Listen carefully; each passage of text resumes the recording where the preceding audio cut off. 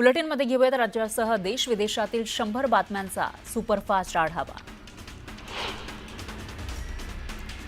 कार्तिक एकादशीला विठ्ठल रुक्मिणीची शासकीय महापूजा उपमुख्यमंत्री एकनाथ शिंदेंच्या हस्ते होणार आहे। मंदिर समितीच्या वतीने पूजेचे निमंत्रण देण्यात येणार असल्याची माहिती कार्यकारी अधिकारी राजेंद्र शेळकेंनी दिली आहे।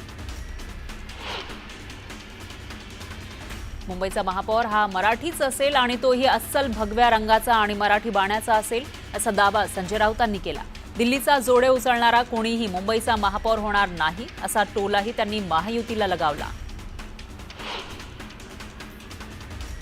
मनसे आणि शिवसेना युबीटी गटाच्या युतीवर संजय राऊतांनी भाष्य केलंय। मराठीसाठी लढणारे हे दोन पक्ष आहेत। युती फक्त राजकीय नाही तर दिल और दिमाग अशी ही युती आहे असं सूचक विधान राऊतांनी केलं। तर ठाकरे बंधूंचाच महापौर होणार असा दावाही त्यांनी केला। रविवारी दोन्ही ठाकरे बंधूंची मातोश्रीवर भेट झाली। यावेळी दोन्ही नेत्यांमध्ये राजकीय चर्चा झाल्याची माहिती संजय राऊतांनी दिली। त्याचबरोबर तुमच्या छाताडावर पाय रोवून ठाकरे बंधू उभे राहणार असं म्हणत संजय राऊतांनी विरोधकांना इशारा दिला। महाराष्ट्रात फक्त ठाकरे हाच ब्रँड आहे, बाकी सगळे डुप्लिकेट आहेत अशी टीका मनसे नेते अविनाश जाधव यांनी केली। आघाडी किंवा युतीचा निर्णय राज ठाकरे घेतील असंही ते म्हणाले। तर जर युती झालीच तर संपूर्ण महाराष्ट्रावर दोन भावांचाच डंका असेल असंही ते म्हणाले। रमी प्रकरणामध्ये माजी कृषी मंत्री माणिकराव कोकाटेंनी नाशिक कोर्टासमोर जबाब नोंदवला। त्या व्हिडिओ प्रकरणी रोहित पवार यांचीही चौकशी व्हावी अशी मागणी त्यांनी केली। रोहित पवारांकडे तो व्हिडिओ आलाच कसा असा सवाल त्यांनी विचारला। रमी प्रकरणामध्ये माजी कृषी मंत्री माणिकराव कोकाटेंनी नाशिक कोर्टासमोर जबाब नोंदवलेला आहे। रमी प्रकरणी कोकाटेंनी नाशिक कोर्टात आपली बाजू मांडली। रमी खेळता येत नसल्याचा दावा कोकाटेंनी केला।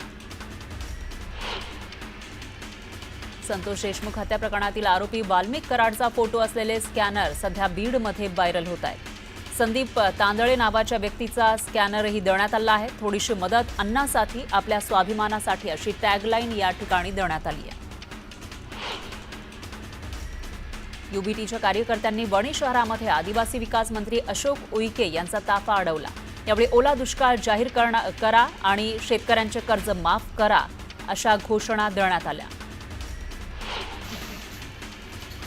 दिवाळीला खूप कमी दिवस शिल्लक असताना शासनाच्या वतीनं दिवाळीमध्ये दिल्या जाणाऱ्या आनंदाचा शिधा वाटण्याबाबत कुठलीच हालचाल दिसत नाहीये। शासनाच्या तिजोरीमध्ये खडखडाट आहे, त्यामुळे योजना बंद होण्याच्या मार्गावर असल्याची चर्चा आहे। अकोल्यातील गाझीपूर इथल्या जाहीर सभेमध्ये शेतकरी नेते रविकांत तुपकर यांनी सरकारवर जोरदार निशाणा साधला। तुपकर यांनी राजकारण्यांचा रानडुक्कर असा उल्लेख केला। शेतातील रानडुक्कर तुम्ही हाकला, मी राजकारणातील मस्ती आलेले रानडुक्कर हाणतो। त्यांच्या या वक्तव्यानं नव्या वादाची शक्यता निर्माण झाली आहे। मुंबई महापालिका निवडणुकीच्या पार्श्वभूमीवर पालिकेची प्रभाग रचना आज जाहीर होणार आहे। पालिकेनं तयार केलेल्या प्रारूप प्रभाग रचनेवर हरकती सूचना जाहीर घेण्यात आल्यानंतर आता राज्य निवडणूक आयोगानं अंतिम केलेली प्रभाग रचना अधिसूचनेद्वारे प्रसिद्ध केली जाणार आहे। यवतमाळमध्ये बंजारा समाजानं मोर्चा काढला। बंजारा समाजाला एसटी प्रवर्गातून आरक्षण देण्याची मागणी यावेळी करण्यात आली। तर आंदोलनामध्ये मोठ्या संख्येनं बंजारा समाजाचे नागरिक सहभागी झाले। अहिल्यानगर जिल्हाधिकारी कार्यालयासमोर बंजारा समाजानं मोर्चा काढला। एसटी प्रवर्गातून आरक्षण देण्याची मागणी करण्यात आली। यावेळी मोठ्या संख्येनं बंजारा समाजाच्या नागरिकांनी मोर्चात सहभाग घेतला। बंजारा समाजाला एसटी प्रवर्गातून आरक्षण देण्याच्या मागणीसाठी अकोल्यामध्ये आंदोलन करण्यात आलं। यावेळी मोठ्या संख्येनं बंजारा समाजाच्या नागरिकांनी आंदोलनात सहभाग घेतला। गोंदियामध्ये आदिवासी समाजानं मोर्चा काढला। धनगर आणि बंजारा समाजाच्या मागणीला यावेळी विरोध करण्यात आला। तर मोर्चामध्ये मोठ्या संख्येनं आदिवासी समाजानं मोर्चात सहभाग घेतला। नांदेडमध्ये आदिवासी समाजानं मोर्चा काढला। एसटी प्रवर्गातून कोणालाही आरक्षण न देण्याची मागणी यावेळी करण्यात आली। तर धनगर आणि बंजारा समाजाच्या मागणीला विरोध करण्यात आला। मोठ्या संख्येनं आदिवासी समाजाच्या नागरिकांनी यामध्ये सहभाग घेतला। जालना जिल्हाधिकारी कार्यालयासमोर शेतकऱ्यांनी आंदोलन केलं। राज्यात ओला दुष्काळ जाहीर करा अशी मागणी यावेळी करण्यात आली। आंदोलनात मोठ्या संख्येनं शेतकरी सहभागी झाले। सिल्लोडमध्ये उपोषणाला बसलेले आमदार रोहित पवार यांनी या लोकांची भेट घेतलेली आहे. तर यावेळी त्यांनी उपोषणकर्त्यांची विचारपूस केली. शेतकऱ्यांनी विविध मागण्यांसाठी उपोषण केलं आहे आणि या शेतकऱ्यांची भेट रोहित पवारांनी घेतली. रत्नागिरीच्या खेड आणि दापोली शहरामध्ये अनिल परब यांच्या विरोधात आंदोलन करण्यात आलं. रामदास कदम यांच्या पत्नीची बदनामी केल्याचा आरोप यावेळी करण्यात आला. आंदोलकांनी जोरदार घोषणाबाजी केली. रत्नागिरी शहर आणि आसपासच्या खड्ड्यांवरून सत्ताधारी आणि विरोधक आमने सामने आले. शिरगाव इथं रस्त्यांवर पडलेल्या खड्ड्यांच्या विरोधात शिंदेंच्या शिवसेनेनं आंदोलन केलं. ठाकरेंच्या शिवसेनेचे नेते सुरेंद्र उर्फ बाळ माने यांच्याशी संबंधित कंपनी ठेकेदार असल्याचा आरोप करत जोरदार घोषणाबाजी करण्यात आली. बुलढाण्याच्या असलगाव जिल्हा परिषदेच्या शाळेमध्ये भुलाबाई उत्सवाचं आयोजन करण्यात आलं. यावेळी मोठ्या संख्येनं विद्यार्थ्यांनी या उत्सवात सहभाग घेतला. पुण्याच्या काठापूरमध्ये छकडी बैलगाडा शर्यतीचं आयोजन करण्यात आलं होतं. या स्पर्धेत 500 बैलगाडा मालकांनी सहभाग घेतला. दरम्यान स्पर्धा बघण्यासाठी नागरिकांनी मोठी गर्दी केली. आमदार संतोष बांगर जिल्हाधिकारी आणि सर्व अधिकाऱ्यांना ट्रॅक्टरमध्ये बसवून शेतात पोहोचले. विमा कंपनीच्या सोयाबीन पीक कापणी प्रयोगासाठी चिखल तुडवत आमदार बांगर आणि सर्व अधिकारी या ठिकाणी पोहोचले. वर्ध्याच्या उमरीमध्ये एका शेतकऱ्यानं 8 एकरातील सोयाबीन पेटवून दिलं. पावसामुळे पिकांचं नुकसान झाल्याच्या नैराश्यातून शेतकऱ्यानं हे पाऊल उचललं.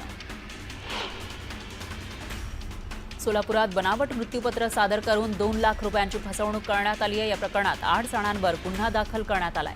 अधिकचा तपास कामगार आयुक्तांकडून सुरू आहे. चंद्रपूर जिल्ह्यामध्ये स्थानिक गुन्हे शाखेनं ड्रग्ज बाळगणाऱ्यांवर कारवाई केली आहे. यावेळी पोलिसांनी एकाला ताब्यात घेतलं. त्यांच्याकडून 528 ग्रॅम ड्रग्ज जप्त करण्यात आले. वसीम इम्दाद खान असं अटक केलेल्या व्यक्तीचं नाव आहे.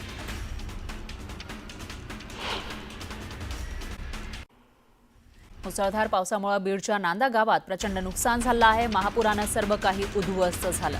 पुराच्या पाण्यात गावातील शाळेचं सर्व साहित्य वाहून गेलंय. तर गावातील जवळपास 38 विहिरीही गायब झाल्या.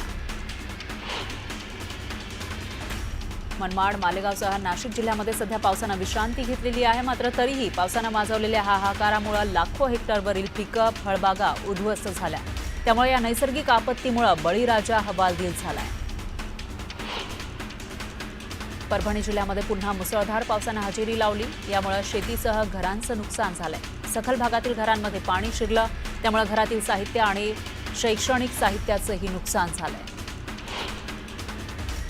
परभणीमध्ये सुरू असलेल्या मुसळधार पावसामुळे अक्षदा मंगल कार्यालय परिसरातील घरांमध्ये पाणी साचलं.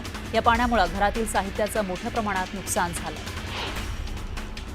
परभणी जिल्ह्यामध्ये पुन्हा पावसानं हजेरी लावली. नांदखेडा परिसरात झालेल्या ढगफुटीसारख्या पावसामुळे या परिसरामध्ये मोठ्या प्रमाणात पाणी साचलं. या पावसामुळे जनावरांच्या गोठ्यातही पाणी साचलं. गोंदिया जिल्ह्याच्या देवरी तालुक्यातील पुराडा इथं एका शेततळ्यामध्ये बुडून 3घांचा मृत्यू झालाय. 3घेही तरुण पुराळामधील एका शेततळ्यामध्ये पोहायला गेले होते. त्यावेळेला ही दुर्घटना घडली. राज्यातील अतिवृष्टीमुळे शेतकऱ्यांसह मच्छीमारांचंही मोठं नुकसान झालं आहे. नदी, बंधारे आणि तलाव ओसंडून वाहिले. त्यामुळे अनेक वर्षांचा मच्छी साठा वाहून गेला. तर काही ठिकाणचं मत्स्य बीज सुद्धा वाहून गेलं आणि त्यामुळे मच्छीमारांचा व्यवसाय धोक्यात आला. नांदेड शहरामध्ये मुसळधार पाऊस पडला. हदगाव, हिमायतनगर, भोकर, उमरी, नायगाव या तालुक्यामध्ये मुसळधार पाऊस पडला. परतूर तालुक्यातील खडकी जिल्हा परिषद शाळेमध्ये महिनाभरापासून शिक्षकच नाही. त्यामुळे जालन्याच्या सीईओंच्या दालनामध्ये शालेय विद्यार्थ्यांनी आंदोलन केलं. वेळोवेळी पाठपुरावा करूनही शिक्षक येत नसल्यानं विद्यार्थ्यांचं शैक्षणिक नुकसान होतंय.